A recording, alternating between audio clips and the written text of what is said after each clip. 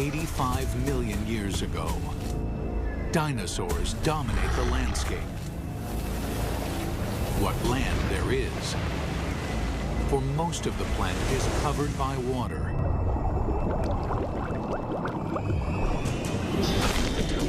These vast oceans are a cauldron of violence, a world much more dangerous than the land above. This is the brutal world where an ultimate predator is born and bred. This mosasaur was the most dangerous creature in the most dangerous ocean ever. It's 45 feet long. It's the size of a Greyhound bus.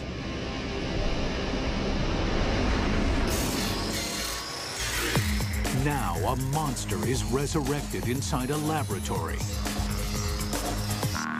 and its killing secrets revealed. This is a mosasaur, and this is a megabeast.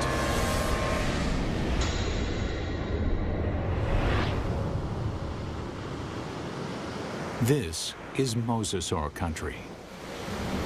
At least it was.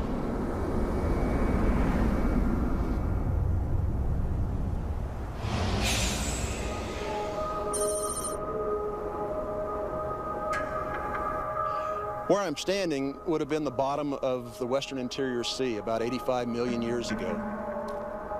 Mike Everhart is one of the world's leading experts on mosasaurs. The horizon would have been ocean for as far as you could see. The seaway stretched for hundreds of miles from where we're standing. At this time, the climate is warmer, so there are no polar ice caps. Sea levels rise until well over 80% of the planet is covered with ocean. The center of North America was covered with water from Nevada to Missouri, from the Gulf of Mexico on up past the Arctic Circle. The floor of this ocean, known today as the Kansas Chalk, was created by billions and billions of nanofossils, the shells of tiny plankton that drifted down and were deposited on the seabed. What we're looking at here is literally hundreds of thousands of years of deposition on the sea bottom of the Western Interior Sea.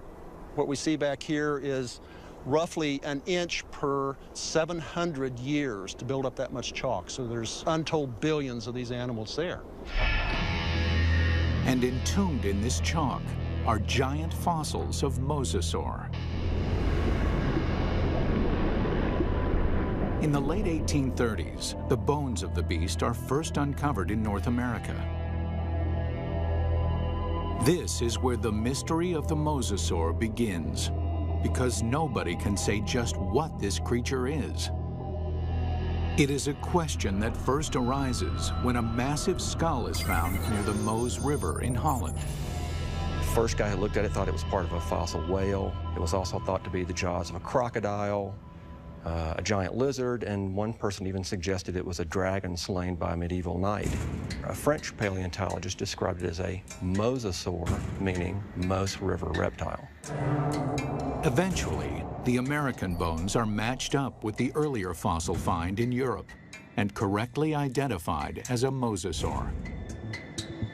Over the next 80 years, as scientists begin the serious hunt for dinosaur fossils, a pattern emerges. In every corner of the globe, they find mosasaur bones.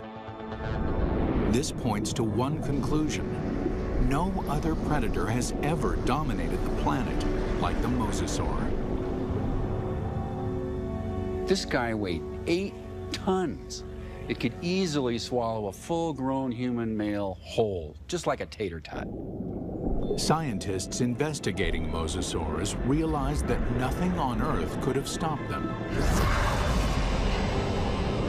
It took a cosmic catastrophe to end their reign.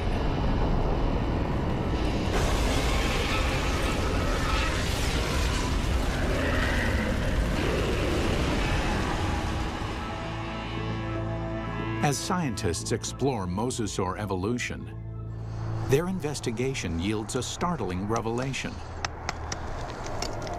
The ocean's top predator came from the land.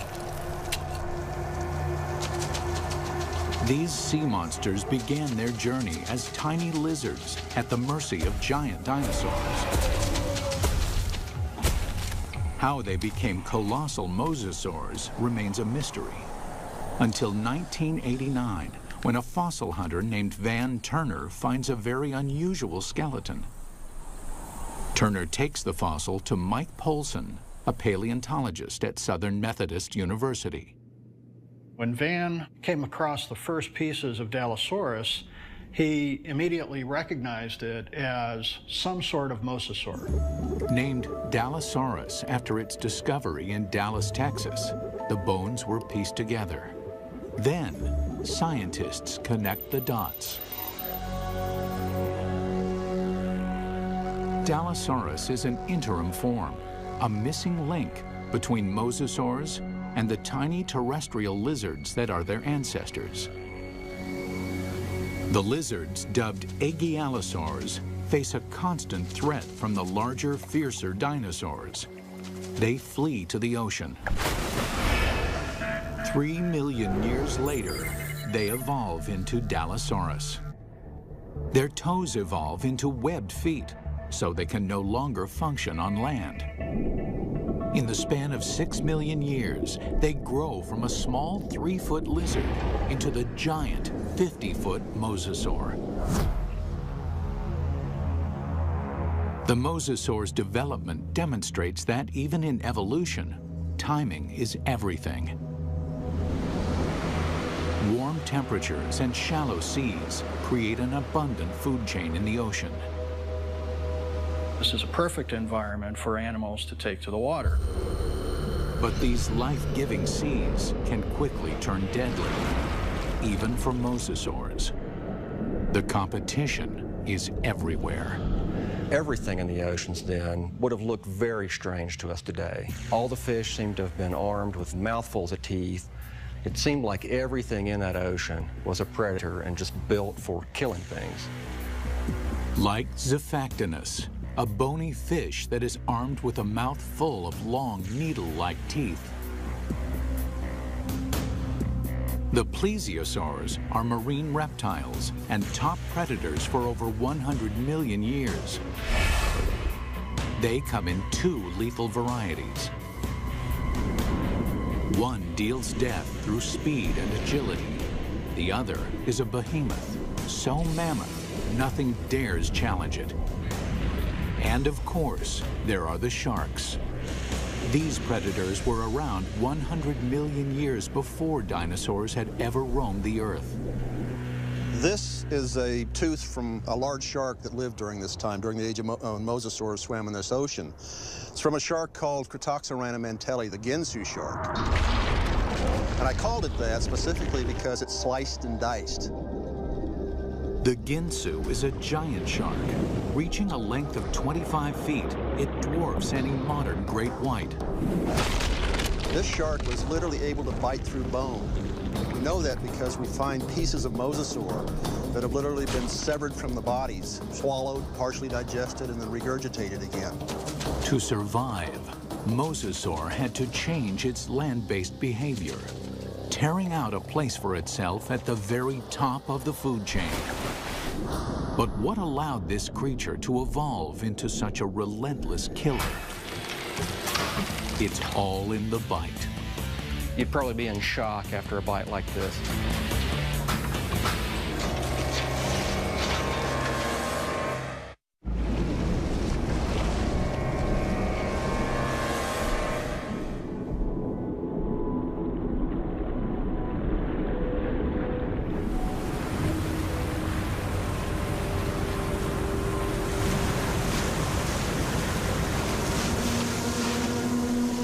Taking her up.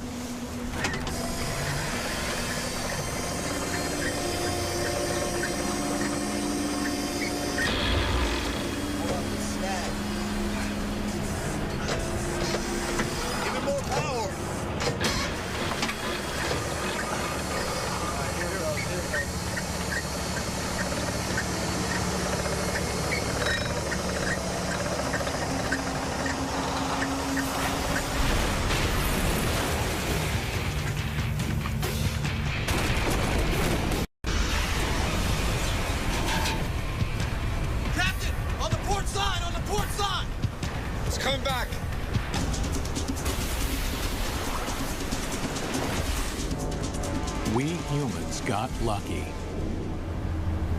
We managed to miss out on the mosasaur.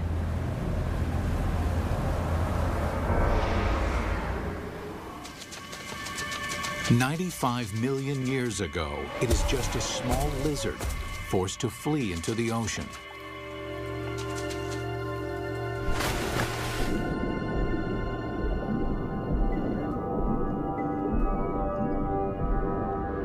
Within 6 million years, it grows into one of the most successful predators of all time.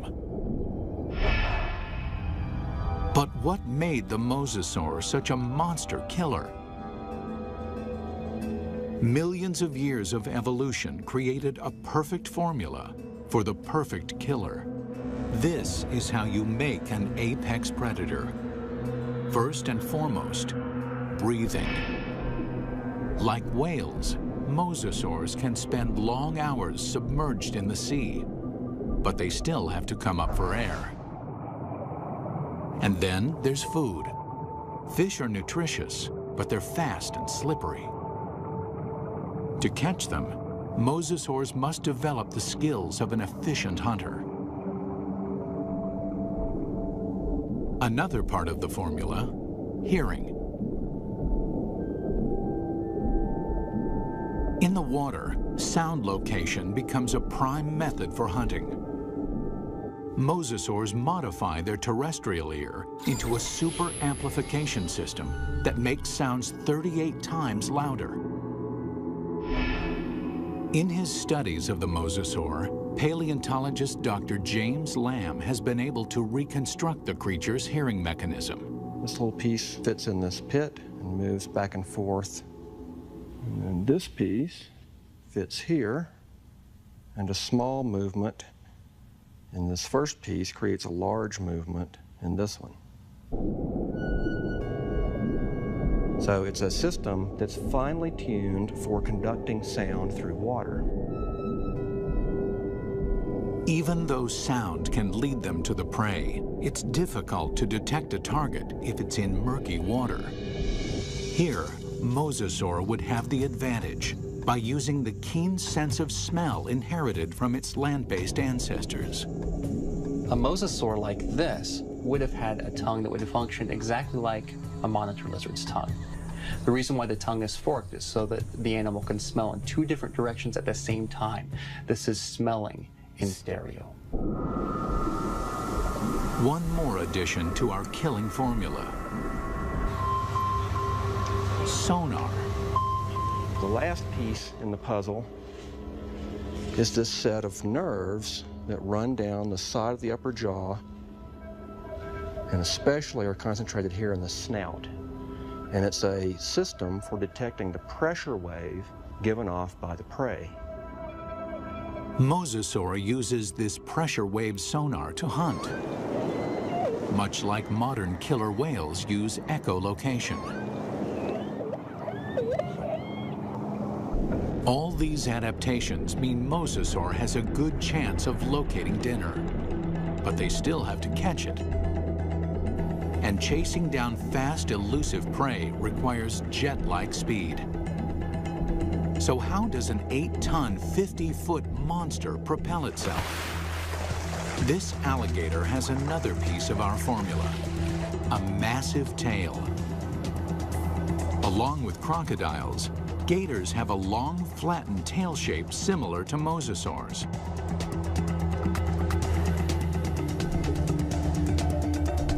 They use the whip-like action of their tails to move quickly through the water. One of the things you notice, first off, when you look at a mosasaur, is fully half the length is the tail.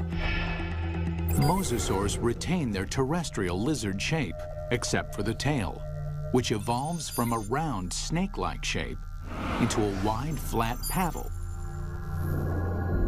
If you look at the vertebra on the tail, they have expanded bony struts top and bottom for the swimming organ that helps them swim. Using modern gators and crocs as a comparison, scientists estimate a mosasaur can reach a top speed of 30 miles an hour. Its whip-like tail is good for quick acceleration, but not sustained high-speed chases. Fish are built to swim fast and far. Mosasaurs won't win a marathon, so they have to strike quickly.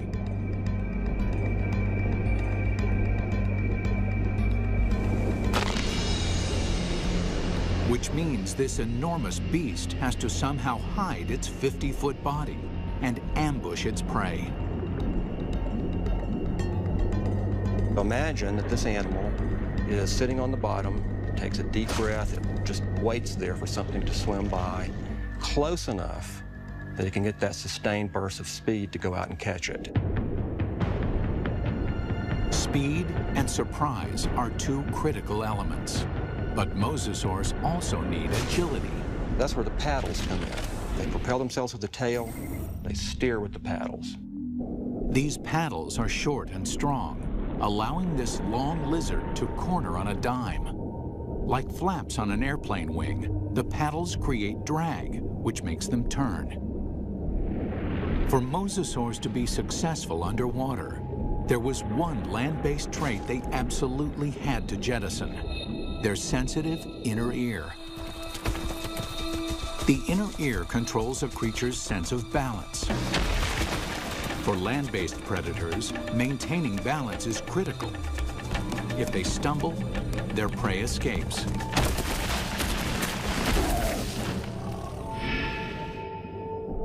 But in water, animals move in every direction, like a gyroscope. An animal with a sensitive inner ear can quickly become dizzy and disoriented. Over the millennia, the mosasaur's inner ear begins to dial down the sensitivity, allowing them to quickly twist and spin with no sickening side effects. These evolutionary refinements created a megabeast. The mosasaur can locate, chase, and catch its prey. But catching is not enough. The mosasaur has to eat. And the way that it eats is something that almost defies imagination. It's a prehistoric creature so vicious, it makes sharks seem cuddly. With jaws like steel, it's large enough to swallow a human in one bite. This underwater T-Rex is bred only to hunt and to kill. And across the oceans of planet Earth, this megabeast rules.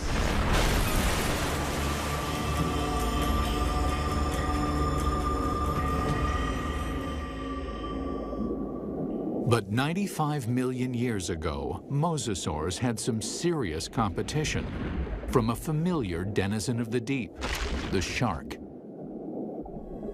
Prehistoric sharks, like their modern cousins, are vicious and durable, traveling vast distances, ripping apart any creature that gets in their way. Sharks had been around for over 250 million years when mosasaurs evolved onto the scene. At that time, the largest, fiercest shark in the water was the giant Ginsu shark. The Ginsu would have, of course, looked very much like a modern great white, a very big, heavy-bodied shark. At a length of 25 feet, the aptly named Ginsus are over 10 feet longer than a typical great white. With mosasaurs and Ginsus hunting in the same waters, one thing is certain: there will be blood. There was quite a competitive relationship going on when the big sharks and the mosasaurs were running into each other frequently. And at least at first, the mosasaurs were losing a lot. There's definite evidence that sharks attack mosasaurs. You can see right here that there are clear bite marks from the arc of the mouth of a shark that was attacking. These big sharks carved up a lot of mosasaurs. So we find shed teeth, we find bones that are severed during this time.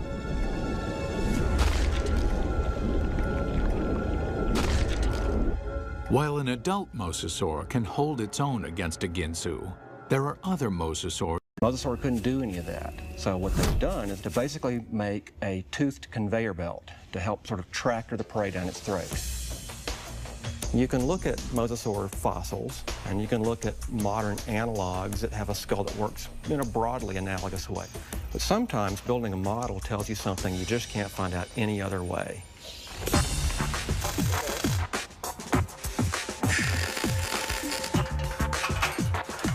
Dr. Lamb works with Real Effects in North Hollywood, California to build a life-size mosasaur skull, complete with a set of death-dealing jaws.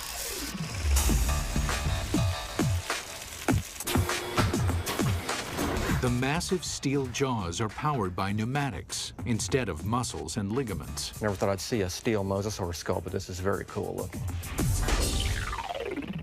We've got 3 pneumatics. We've got 2 operators to run it, and we've reduced it to 3 basic motions.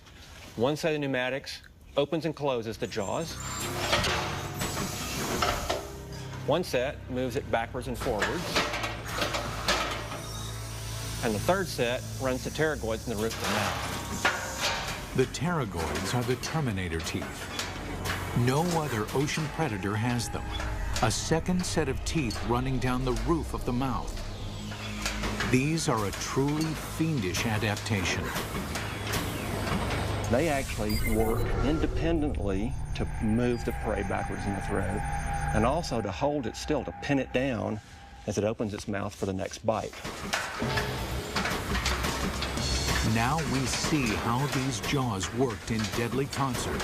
The bite, the ratcheting jaw, the Terminator teeth. Test 1. Find out what the mosasaur's first bite would do to any creature unlucky enough to get on the wrong end of these teeth. Mosasaurs had a really big bite. So we've got a piece of foam that would be about the same size as an 8 or 9 foot long shark, or maybe part of the neck of a long-necked plesiosaur. We're going to put it sideways in this mosasaur model's mouth and just see exactly what would have happened.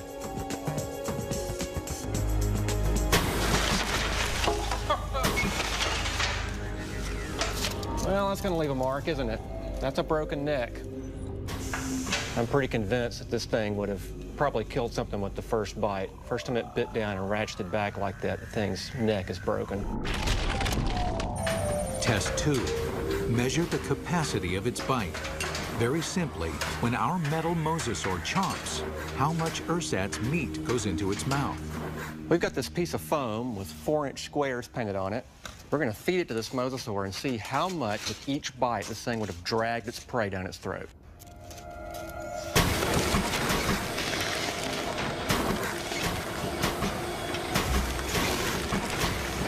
In one bite, our mosasaur easily consumes 4 feet of flesh. That means this mosasaur could eat a 20-foot animal in 5 bites. Or an adult human in a single gulp. It's not just the size of the bite. Inside the mouth, the teeth are virtual meat hooks.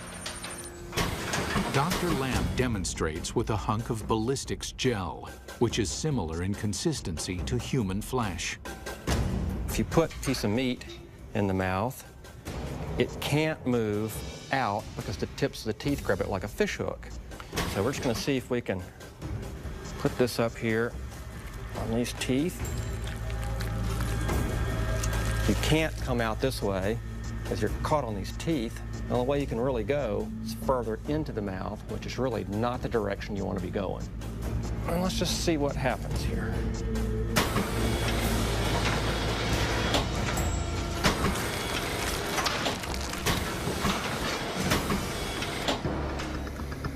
Well, I don't think there's any doubt that you wouldn't want to be a swimmer in a late Cretaceous ocean.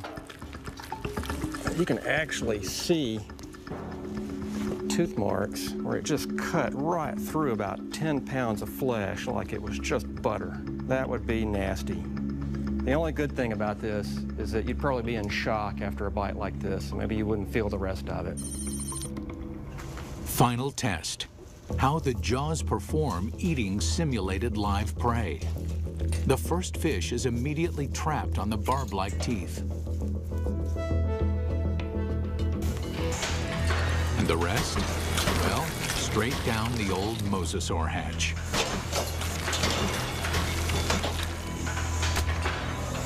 In 20 seconds, our captive mosasaur can eat 500 pounds of fish.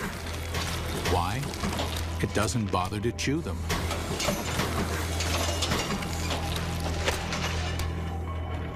There's a rapidly vanishing cloud of red and a few scales, and that's all that's left of it. For dessert, they test an item that mosasaur never had the opportunity to eat.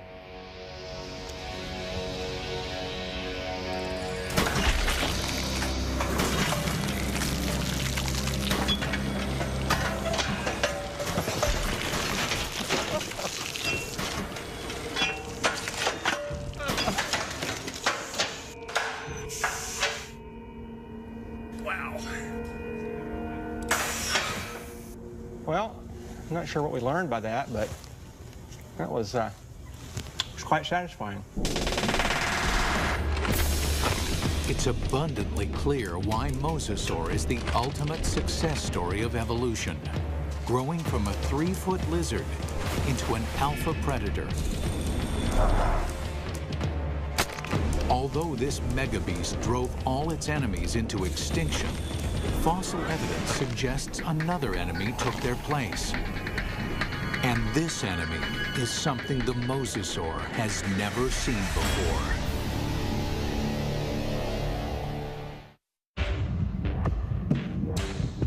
From its humble beginnings as a 3-foot lizard, the mosasaur evolved into the most dominant megabeast the world has ever seen. Nothing in the ocean can kill it, let alone live with it. But the threat may have come from another direction. What we're looking at here is what I would like to call a paleo crime scene. It's a very old cold case file. Scientists studying mosasaur fossils find evidence of attacks on these giant reptiles. There's a healed bite mark here, this raised ridge. There's a second puncture wound here with this lip of reactive healed bone around it. There are 2 marks up here on the top of the skull, and it probably killed the animal fairly quickly. What animal is vicious enough to attack the deadliest creature in the sea? And we can measure the distance between those bites, and we can marry it up with the jaw of another larger mosasaur, and the teeth fit perfectly into those holes. It makes perfect sense. The only thing mosasaur had to fear may have been mosasaur itself. Experts think that mosasaurs engaged in snout wrestling or face biting to establish dominance. We see really analogous behavior in modern saltwater crocs. Almost always the males, and they're defending a breeding or feeding territory.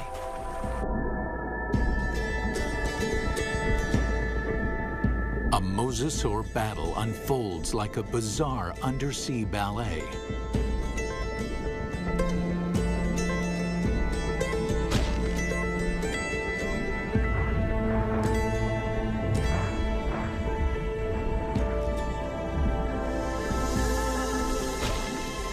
When one establishes dominance, the other gives up and swims away. This type of competition is common animal behavior. But scientists uncover something shocking in this particular set of fossils. Evidence that suggests not simple predation, but something close to murder. We've got the fossil evidence that shows that mosasaurs killed other mosasaurs, and they didn't eat them. I mean, it wasn't for food. By looking at the damage on the skull, Everhart believes that this wrestling match turned deadly. The fossil evidence shows the dominant mosasaur clamps down on his opponent's skull. And as the skull of the mosasaur rolled to the side, these teeth pulled out and left these big drag marks across the bone, very deep wounds. Not only is the skull crushed, but evidence suggests the killer then broke the victim's neck. We found the neck laying off like this at a 45-degree angle to the skull, indicating that it's probably broken right up here next to the brain case. Not even great white sharks or saltwater crocs deliberately kill their own kind. They killed, kind of like humans, they killed for other reasons than for food. And mosasaurs were different in that regard. We don't see that in very many other animal groups. Still, scientists believe this gladiator-like behavior would not have caused the mosasaur to go extinct. In point of fact, they seem to thrive on violence. 70 million years ago, with no other competition in sight, mosasaurs continued to evolve, becoming even more diverse. There's well over 50 species of mosasaurs. They began moving from the ocean into freshwater, seeking prey in swamps, estuaries, and rivers. Nothing on Earth could have stopped these megabeasts. Nothing on Earth, that is. It took a 6-mile-wide chunk of rock that slammed into the Earth 65 million years ago to end the reign of the mosasaur.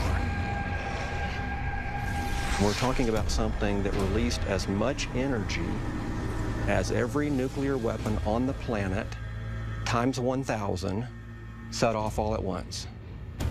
The magnitude of this blast causes a shockwave of earthquakes and volcanoes. Mega tsunamis race across the oceans. A cloud of superheated dust and molten rain fills the atmosphere, blocking out almost all of the sunlight. This devastates the food chain.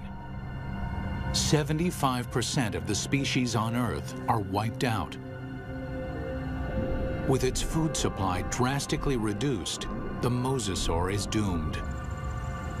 This cataclysmic event paved the way for the development of mammals and eventually humans. But what if the comet had missed? If mosasaurs had been allowed to thrive, how different would our world be? We wouldn't have any whales, or dolphins, or porpoises, or seals, or sea lions.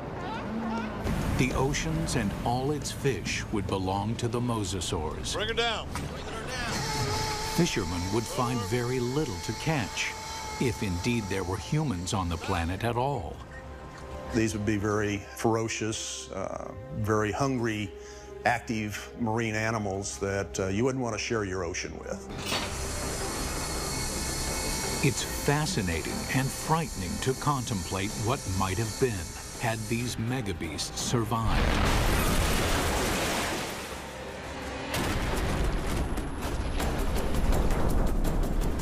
The oceans of the world patrolled by these giant killing machines, 50 feet long, with jaws the size of T-Rex. Always hungry, always waiting, just offshore.